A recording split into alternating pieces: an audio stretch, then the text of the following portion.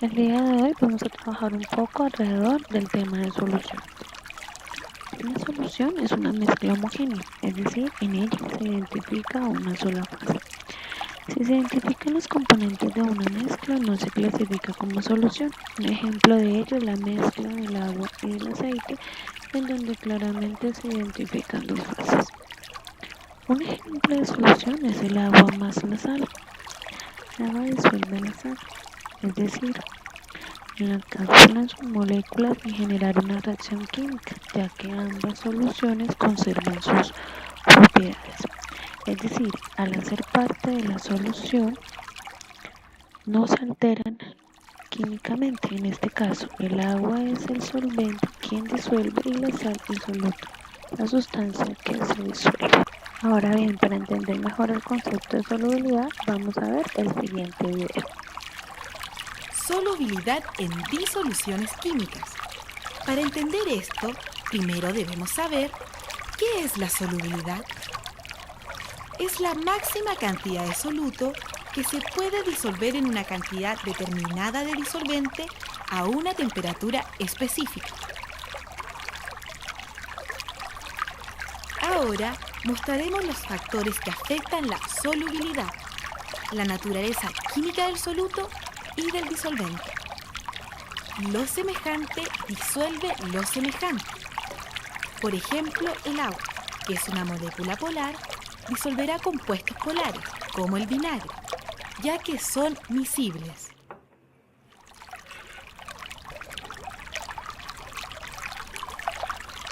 Ahora, mezclaremos un compuesto apolar como el aceite y un compuesto polar como el agua. Como vemos, estos no se mezclan, ya que por su naturaleza son inmiscibles.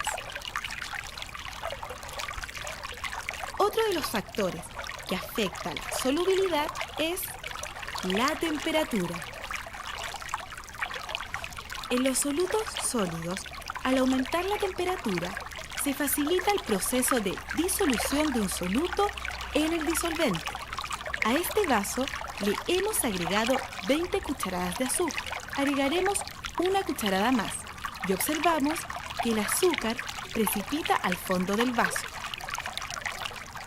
Con esto hemos sobrepasado el punto de solubilidad, obteniendo una disolución sobresaturada. Al aumentar la temperatura de esta disolución, también aumentamos la solubilidad, logrando disolver el azúcar.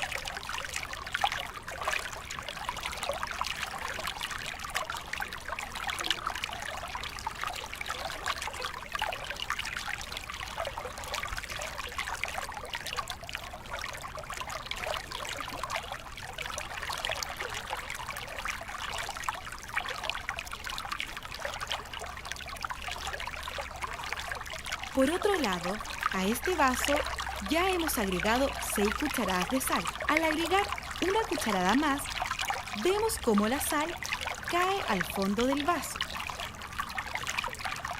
Con esto hemos sobresaturado la disolución. Ahora aumentamos su temperatura y vemos que la sal no se logra disolver.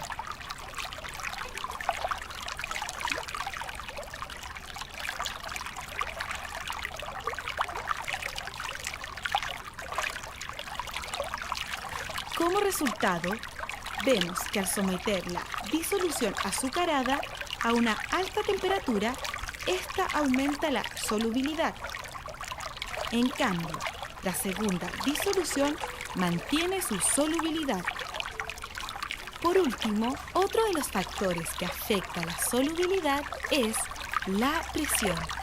Al aumentar la presión en una disolución cuyo soluto es un gas, se produce un incremento en la solubilidad del gas en el disolvente. Las partículas de soluto gaseoso se encuentran en movimiento y dispersas dentro del recipiente que las contiene. Cuando la presión parcial de las partículas de soluto gaseoso aumenta, la solubilidad también aumenta. Recordemos, en este video hemos estudiado solubilidad en disoluciones químicas, que es la máxima cantidad de soluto que que se puede disolver en una cantidad determinada de disolvente a una temperatura específica. También vimos los factores que afectan la solubilidad, la naturaleza del soluto y del disolvente, la temperatura y la presión. Ahora veamos una clasificación de soluciones de acuerdo a la naturaleza del soluto y del solvente. Para ejemplificar un poco lo anterior, vamos a preparar 200 mililitros de una solución de sulfato de cobre 0.5 molar. Para ello vamos a tomar una masa de 159,6 gramos. La llevamos a un beaker o matraz y la disolvemos en una cantidad inferior a 200 mililitros. Disolvemos la sal en el agua, ya que desde sus características y propiedades físicas se define que a una temperatura ambiente esta sal es soluble en agua. Intentamos disolver para que los cristales no queden sólidos y podamos preparar su solución de manera indicada. Como nos piden exactamente 200 mililitros, tenemos que aforar.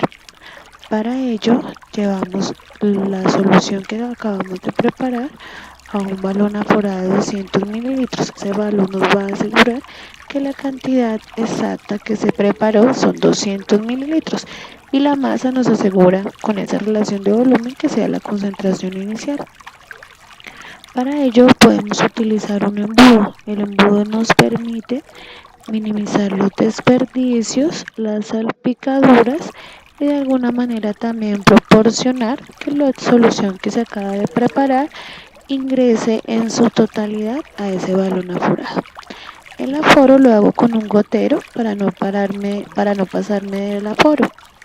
Es importante tener en cuenta ese aforo, debo mirarlo de frente para evitar el efecto de parelaje.